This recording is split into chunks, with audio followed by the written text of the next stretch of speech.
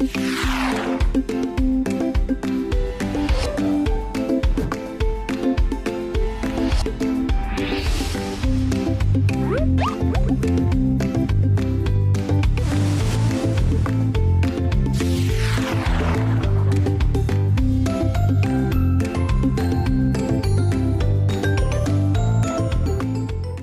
Lecture में हमने देखा कि किस थीम को हमने चूज करना है और डिफरेंट थीम में से कौन सा थीम बेहतर है। तो अब हम एक थीम चूज करके, जो कि मैंने आपके लिए कैडेंस थीम चूज किया है, उसकी अब इंस्टॉलेशन देखते हैं और उसकी बेसिक सेटिंग्स देखते हैं, और ग्रेजुअली हम देखेंगे कि उन बेसिक सेटिंग की एडवांस कैसे लेके जाते हैं, उसका होम पेज किस तरह सेट करना है, मेन्यू किस तरह सेट करना है, और ओवरऑल एफिलिएट ब्लॉग का होम पेज और बाकी जो नॉर्मल वेबसाइट्स होती हैं उनके होम पेज में डिफरेंस क्या होता है, और ये सारी सेटिंग्स हम प्रैक्टिकली करते हैं। तो आइए चलते हैं। तो अभी हम चलते हैं, हमने कैडेंस थीम चूज़ किया और उसकी इंस्टॉलेशन की तरफ बढ़ते हैं। तो सबसे पहले आपने अपीयरेंस के सेक्शन में जाना है, थीम्स पे क्लिक करना है, यहाँ से ऐड न्यू पे क्लिक करेंगे और साथ ही आपने यहाँ पे लिख देना है कैडेंस। कैडेंस आपके सामने थीम आ गया, ये आप देख सकते हैं यहाँ पे लिखा हुआ है कैडेंस, और इसको आपने इंस्टॉल कर लिया। सो इंस्टॉल हो चुका है, लेकिन इंस्टॉलेशन ही काफ़ी नहीं होती, हमने इसको यहाँ से एक्टिवेट भी करना है।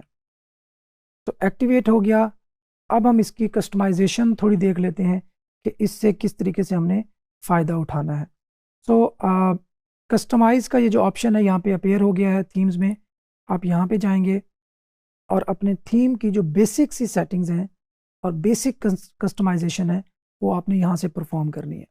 सो थीम्स की कस्टमाइजेशन के सेक्शन में हम पहुँच गए। यहाँ पे आप देखेंगे एक्टिव थीम कौन सा है, कैडेंस है, और साथ जनरल सेटिंग्स है। यहाँ पे जनरल सेटिंग में पहली सेटिंग है लेआउट। सो यहाँ पे आपको डिफरेंट ऑप्शन नजर आएंगे। Content maximum width. So theme आपसे पूछ रहा है कि आपकी जो कंटेंट की मैक्सिमम विड्थ है पेज की, वो कितनी होगी। तो इसकी बाय डिफ़ॉल्ट 1290 पिक्सल है। आप यहाँ से इसको इंक्रीज़ भी कर सकते हैं, डिक्रीज़ भी कर सकते हैं, लेकिन 1290 से ज़्यादा नहीं रखनी चाहिए, क्योंकि इतनी ही बेहतर है। तो साथ है content left right edge spacing. आप यहाँ से देख सकते हैं कि इस सर्च बार के लेफ़्ट पे भी स्पेस है और इसके राइट पे भी स्पेस है। सो ये एक्चुअली कंटेंट की लेफ़्ट या राइट की एज स्पेसिंग कहलाती है, और ये 1.5 यूनिट। सो बाय डिफ़ॉल्ट जो इसका रूट एम है वो 5 है। इसी तरीके से narrow layout content maximum width 842 pixel. Single post box. Single post, जब आप किसी पोस्ट पर, आर्टिकल पर क्लिक करते हैं, लेट्स सपोज होम पेज पे आप मौजूद हैं और किसी आर्टिकल पर क्लिक करते हैं, तो जो पेज ओपन होता है वो सिंगल पोस्ट कहलाता है। बॉक्स्ड होना या ना होना ये थीम पे डिपेंड करता है।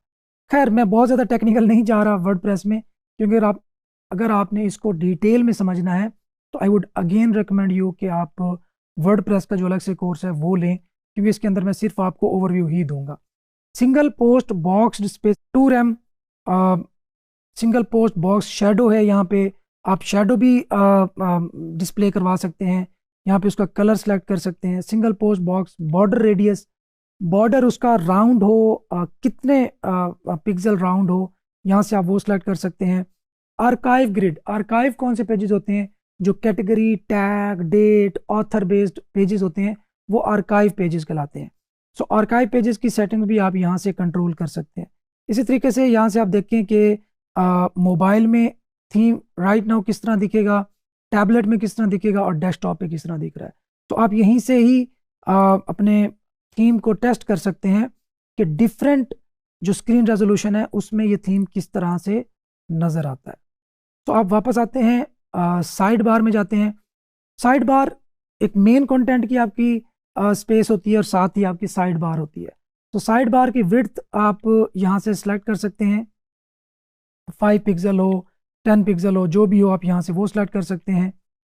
साइड बार की विड्थ में टोटल कंटेंट की कितनी हो साइड बार, तो यहाँ पे आपको, आप उसको बाय डिफ़ॉल्ट भी छोड़ दें तो फाइन है, आप इसको 20% ना भी करें तो जो बाय डिफ़ॉल्ट है वो ठीक है। और इस तरह विजेट की स्पेसिंग 1.5 mm है। Enable sticky side bar. Sticky side bar क्या होती है कि आप स्क्रॉल करेंगे लेकिन साइड बार जो है ना वो साथ ही साथ स्टिक रहेगी, वो स्क्रॉल नहीं होगी। सो इसी तरीके से डिज़ाइन के लेआउट में है, विजेट का जो टाइटल है वो कितने पिक्सल हो, उसका साइज़ क्या हो, उसका स्टाइल क्या हो, उसका जो फ़ॉन्ट साइज़ है वो क्या हो। विजेट के अंदर, विजेट जो एक पोर्शन होता है वर्डप्रेस के अंदर एक कंटेंट का, उसको विजेट बोलते हैं, नॉर्मली साइड बार में आता है। तो विजेट का जो कंटेंट है उसकी सेटिंग्स भी अलग से दी गई हैं, विजेट की जो टाइटल है उसकी सेटिंग्स भी अलग से यहाँ पे दी गई हैं। लिंक स्टाइल, जो टेक्स्ट उसमें से लिंक हो वो क्या हो, अंडर लिंक ऑन हॉवर, मतलब जब उस पर माउस लेकर जाएं तो वो अंडरलाइन हो जाए, हॉवर करने पे अंडरलाइन हो जाए। लिंक का कलर आप यहाँ से चूज कर सकते हैं, साइड बार का बैकग्राउंड यहाँ से चूज कर सकते हैं, साइड बार को जो डिवाइड करता है बॉर्डर उसको भी आप यहाँ से चूज कर सकते हैं। इसी तरह साइड बार की जो पैडिंग है वो भी आप यहाँ से सिलेक्ट कर सकते हैं। तो अगर आपने इन चीज़ों के साथ खेलना है तो आई वुड रिकमेंड कि आप CSS और HTML की जो बेसिक्स हैं उसको ज़रूर लर्न करें। आप ऑनलाइन लर्न कर सकते हैं, w3schools.com एक वेबसाइट है जो कि आपको ये चीज़ें सिखाएगी कि CSS की प्रॉपर्टीज़, HTML के टैग्स एंड ऑल दैट, ये क्या होता है। नेक्स्ट है जी बैकग्राउंड्स। साइट का ओवरऑल बैकग्राउंड क्या हो, कंटेंट का बैकग्राउंड अलग से आप सेट कर सकते हैं। Title above content background, title above content overlay colour, ये सारी सेटिंग्स आप इसमें परफॉर्म कर सकते हैं। ये पैलेट आप बना सकते हैं ताकि आप 3 डिफरेंट पैलेट्स हों, तो आप एक सिंगल क्लिक पे जिस भी कलर कम्बिनेशन की जो सेटिंग्स होगी उसको अप्लाई कर सकें। नेक्स्ट है जी बटन्स। टेक्स्ट कलर ये है, बैकग्राउंड कलर उनका ये हो, यहाँ से सारी सेटिंग्स आप वो भी कर सकते हैं। अच्छा, आप इनके साथ जितना मर्जी प्ले करें, बट रिमेंबर कि आप अपनी वेबसाइट का जो UI है, यूज़र इंटरफेस है, उसको ब्रेक ना कर बैठे। अगर आप इन चीज़ों को टच करेंगे, इनके साथ कुछ चेंजेस करेंगे इनमें, तो अगर आपको ख़तरा है कि आपकी वेबसाइट ब्रेक हो सकती है या उसका यूज़र इंटरफेस ख़राब हो सकता है, तो आई वुड रिकमेंड कि इससे बेहतर है कि फिर उसको बाय डिफ़ॉल्ट ही सेटिंग्स रहने दें, वही बेहतर है, क्योंकि ये फिर मसला करेंगी आपके लिए। टाइपोग्राफी क्या होती है कि आपके फ़ॉन्ट के स्टाइल्स, कौन कौन से फ़ॉन्ट आप यूज़ कर सकते हैं, उसका स्टाइल कौन कौन सा हो, उसका साइज़ क्या हो, उसको बोल्ड रेगुलर क्या रखना है, वो सारी चीज़ें आप यहाँ से सिलेक्ट कर सकते हैं। Scroll to top, enable scroll to top आप यहाँ पे एनेबल कर सकते हैं कि पब्लिश, कि यहाँ पे अगर स्क्रॉल नीचे जाएगा तो यहाँ पे एक एरो नज़र आ जाएगा आपको, जिस पर क्लिक करने से हम दोबारा पेज के टॉप पे पहुँच जाएंगे। इस तरीके से डिज़ाइन भी आप उसको अगेन कर सकते हैं, colour, border colour, radius and all these settings आप इसको टच कर सकते हैं। 404 पेज वो होता है जो आपको बताता है कि ये पेज एग्जिस्ट नहीं करता। लेट्स सपोज हमारी वेबसाइट है abc.com/example। अब अगर कोई बंदा टाइप करता है abc.com/example और एंड वाला ई छोड़ देता है या कुछ मिस्टेक कर देता है, तो वो पेज एग्जिस्ट नहीं करता। अब उसको बताने के लिए यूज़र को कि ये पेज एग्जिस्ट नहीं करता, एक 404 का पेज ट्रिगर होगा और वो अपेयर होगा जो कि ये शो करवा रहा है कि वो पेज एग्जिस्ट नहीं करता। सो 404 के आप सेटिंग्स देख सकते हैं। Comments, move comments input above comment list, आप चाहते हैं कि कमेंट जो फॉर्म है टाइप करने वाला वो कमेंट से ऊपर आए तो आप इसको इनेबल कर दें। अगर आप चाहते हैं नीचे आए तो आप इसको डिसेबल कर सकते हैं। रिमूव कमेंट वेबसाइट फील्ड, ये एक बहुत बड़ा सोर्स है स्पैमिंग का, कि लोग सिंपली आपकी वेबसाइट पे आते हैं, नेम की फील्ड पुट करते हैं, ईमेल की फील्ड में पुट करते हैं डेटा, और साथ वेबसाइट में अपनी वेबसाइट का URL पुट करके कमेंट में कुछ भी स्पैम सा लिख के और चले जाते हैं। तो आपको बार बार उसको क्लीन करना पड़ता है। समटाइम्स वो अपेयर भी हो जाते हैं आपकी वेबसाइट के लिए। ऑफ पेज SEO की एक बड़ी ओल्ड फैशन और ओल्ड स्कूल एक टेक्निक है, लेकिन स्टिल लोग यूज़ करते हैं। तो अगर आप रिमूव कमेंट वेबसाइट फील्ड कर देंगे तो वो बंदा अपनी वेबसाइट का URL वहाँ पुट कर ही नहीं सकेगा और आप बहुत बड़े जो स्पैम है उससे बच जाएंगे। सो ब्रेड क्रम एक्चुअली, चले मैं इसके आपको एक्सप्लेनेशन भी दे देता हूँ। मैं सर्च करता हूँ फिशिंग रॉड। तो ये देखिए, आप देख रहे हैं कि यहाँ पे वेबसाइट का URL है और साथ ही ये साइन आ रहा है और ट्रिपल डॉट है, फिर ये साइन और फिशिंग है। ये ब्रेड क्रम की वजह से है, वरना सिंपल यहाँ पे URL डिस्प्ले होता। तो ब्रेड क्रम यूज़ करने की वजह से यहाँ पे ये इस तरीके का आपका यूआरएल स्ट्रक्चर बन जाएगा। सो ब्रेड क्रम्ब यूज़ करना is a good practice, not bad. Social links, अब आपका जब भी आप वेबसाइट बनाएं, आपकी वेबसाइट रेडी हो जाए तो उसका एक फेसबुक पेज बनाएं, ट्विटर की प्रोफाइल बनाएं, इंस्टाग्राम बनाएं, यूट्यूब का चैनल बनाएं, विमियो, फेसबुक ग्रुप, पिंटरेस्ट, लिंक्डइन, जो भी यहाँ पे दी हुई हैं, कोशिश करें कि जो इसमें से मैक्सिमम आप बना सकते हैं वो बनाएं और उनका लिंक यहाँ पे पेस्ट कर दें। इससे आपकी जो सोशल प्रेजेंस है वो इंक्रीज होगी। अच्छा, नेक्स्ट है जी performance. Enable light box, load Google fonts locally. Yes, अगर गूगल फॉन्ट्स को लोकली होस्ट कर सकता है तो इससे अच्छी बात और क्या हो सकती है। इनेबल CSS प्रीलोड, यस इसको भी इनेबल कर दो। इनेबल लाइट बॉक्स, इसको भी इनेबल कर दो और पब्लिश कर दो। सो ये बेसिक सी कुछ सेटिंग्स हैं जिनमें हमने जनरल सेटिंग्स दी। अभी हेडर में हम जाते हैं। हेडर में सबसे पहले आप देख सकते हैं कि आप अपनी वेबसाइट का लोगो चेंज कर सकते हैं। यहाँ पे आपने लोगो पे क्लिक किया, सिलेक्ट फाइल की।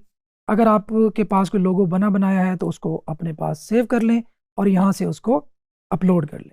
मेरे पास एक डमी सा कोई लोगो है, इमेज फाइल, मैं उसको अपलोड कर देता हूँ और यहाँ से सिलेक्ट कर देता हूँ। वो मुझे कहता है जी आप इसको क्रॉप करें, बल्कि स्किप क्रॉपिंग करते हैं और इसको एज इट इज़ जाने देते हैं। तो यहाँ पे आप देखें कि वो जो लोगो है वो यहाँ पे अपीयर हो गया। अगर आप उसकी विड्थ हाइट सेट करना चाहते हैं तो आप यहाँ से सेट कर सकते हैं। तो यहाँ पे मैं देखता हूँ कि तकरीबन 80 पिक्सल पे वो फिट आ रहा है, तो बस 80 पिक्सल पे ही काफ़ी है। अगर साथ देखेंगे लोगो एंड टाइटल भी आप देख लें, माई ब्लॉग भी आ रहा है। मैं कहता हूँ सिर्फ लोगो शो हो, माई टाइटल शो ना हो, या logo, title and proper tag line भी शो करवाना चाहते हैं आप, तो इस ऑप्शन को आप सिलेक्ट करेंगे। तो मैं फिलहाल के लिए लोगो ही सिलेक्ट कर लेता हूँ। अब आप देखते हैं साइट आइकन। साइट आइकन एक इम्पॉर्टेंट चीज़ होता है। इसको आपने चूज़ किस तरीके से करना है। आप गूगल पे जाएं, FAV आइकन जनरेटर लिखें, फैव आइकन जनरेटर। आप यहाँ पे क्लिक करें, अपना जो लोगो आपने अभी बनाया था उसको चूज़ करें और यहाँ से आपका जो फैव आइकन है वो जनरेट हो जाएगा। यहाँ पे आपने क्लिक करना है generate your fav icons and HTML code.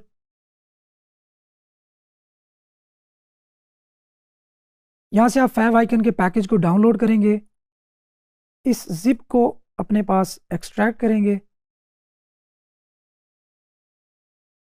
और इसमें जो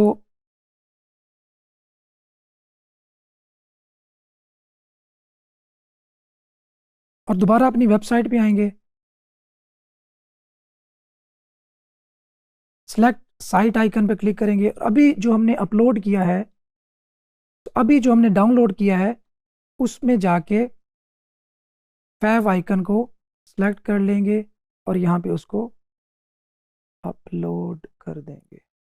तो यहाँ पे साइट आइकन को आप अपने लोगो को जाके गूगल में लिखेंगे फैव आइकन जनरेटर, आप वो फाइल अपलोड करेंगे जो भी आपने लोगो बनाया था, वो आपको फैव आइकन जनरेट करके देगा, उसको डाउनलोड करेंगे और यहाँ पे वही जो आपने डाउनलोड की होगी अपनी फैव आइकन वाली फाइल, वो यहाँ पे अपलोड कर देंगे। तो फैव आइकन आप देख सकते हैं कि टॉप की जो बार होती है यहाँ पे वो शो होता है, इसको फैव आइकन बोलते हैं। तो आप इसको पब्लिश करेंगे, आपने जो भी सेटिंग्स की हुई हैं वो पब्लिश हो जाएंगी। साथ ही चलते हैं फुटर पे। फुटर की navigation, widgets and all that यहाँ पे शो हो रहे हैं। आप कॉपीराइट का कोई भी कुछ यूज़ करना चाहते हैं वो कर सकते हैं,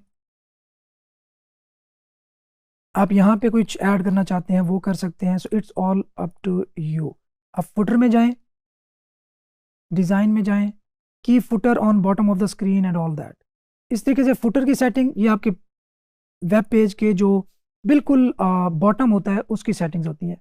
पेज का लेआउट, अगेन इसके अंदर डिफरेंट सेटिंग्स हैं जिसके अंदर फ़ॉन्ट, फ़ॉन्ट साइज, फ़ॉन्ट का वेट और ये सारी चीज़ें इसके अंदर इंक्लूड है।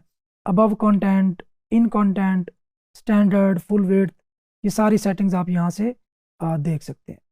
So blog post, single blog layout, show post title, yes show बिल्कुल पोस्ट टाइटल करो जी। अब अगर उसको इस तरह दिखाना है तो यहाँ कर दो। Standard, full width, content, it's up to you.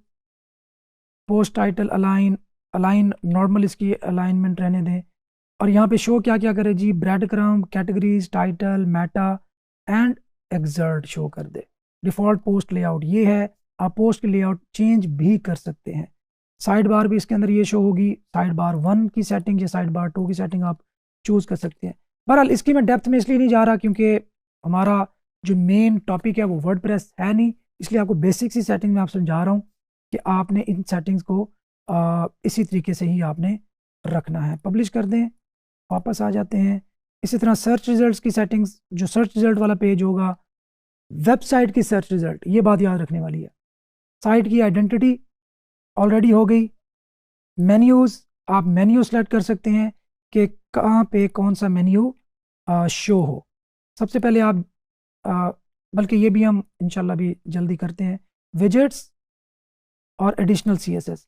अगर आप समझते हैं कि आपकी वेबसाइट के अंदर कुछ एडिशनल कास्केडिंग स्टाइल शीट की ज़रूरत है, तो आप वो कोड यहाँ पे पेस्ट कर दें, वो वाला कोड आपकी वेबसाइट पे ऑटोमेटिकली अप्लाई हो जाएगा।